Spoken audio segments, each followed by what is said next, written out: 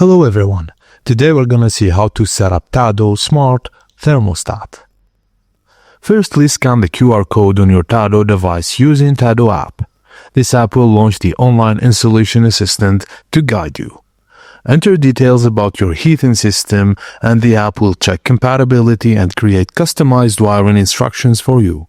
Switch off the heating system at your fuse box. Just important, double check that the system is completely powered down for safety. Now remove the existing controller panel or open your boiler cover. Get access to the wiring connections where the Tado device will be installed. Just follow the app's wiring instructions carefully and mount the thermostat and connect the wires as directed.